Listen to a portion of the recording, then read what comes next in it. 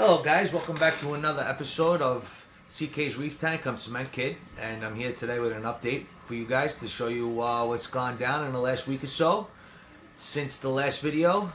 If you guys didn't see the last video, I removed all the filtration in the back of this Aquatop 24 gallon, drilled it out, put a sump on the bottom, which I'm going to run through with you guys in a little bit. And since then, I went through the automation process for the tank, and I started to add some livestock. So let's take a look at what we've done so far. Okay, since last episode, which was a pretty big one, installing all the plumbing and everything like that, I started to add some livestock. You see I got an anemone on the right. I have Gonapora on the left, small little frag. That's Favia on the right over there, very colorful, also a little frag. And you got some zoas on it, but a little zoa colony. I forget what they're called, like alien eyes, or I don't know which one they are. If you guys know, tell me in the comments. And I added a clownfish and an algae blenny. And I'm introducing livestock slow, just to make sure everything stays stable. If you guys think this anemone looks a little unhealthy, that's because I overdosed the tank. And I raised the alkalinity by over 6 points because I overdosed because I wasn't paying attention to what I was doing.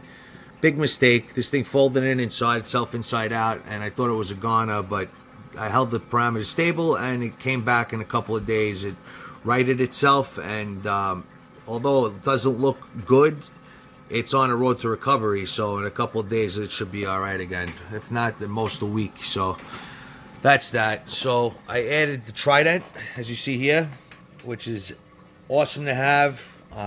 Calibrated, everything is perfect. Checked with Hannah test kits to make sure that they were the same.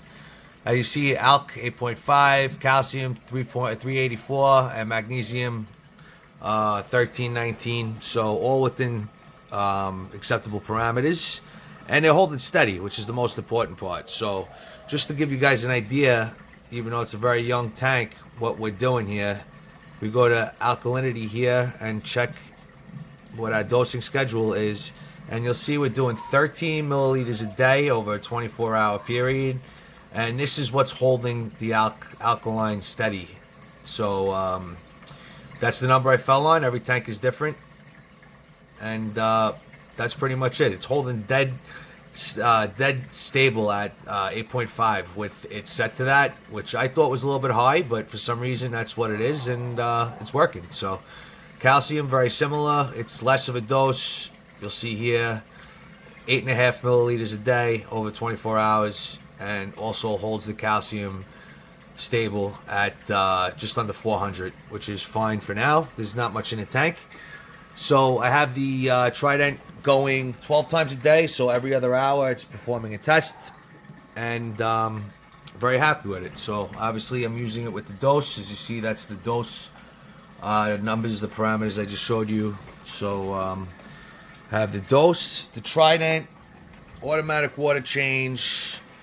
I got the coolant fan set to the apex as well.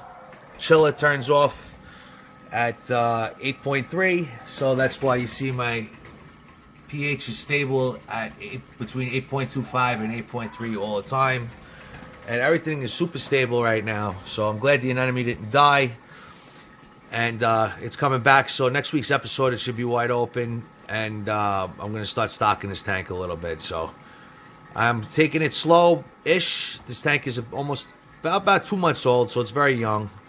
But as you see, I haven't had any kind of diatoms, nothing like that. The tank has not gone through an ugly stage. I'm not saying it won't. I'm saying it hasn't happened yet.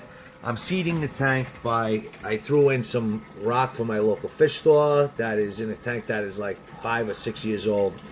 So that has got a ton of bacteria on it and should have no problem seeding my tank, speed up the process. I have the Senai there. You see the lights are on. That's because my temperature is not calibrated. And my ammonia is set to 0.02, and that's where it's at, just about, for the alarm. So that's why those lights are on. But it's untraceable on the test kit, so I'm thinking that the cartridge may not be any good, or it's off a little bit, but not concerned about it. You see I have also a bio brick, which to fit inside the sump, I cracked it in half, and it's just sitting in there.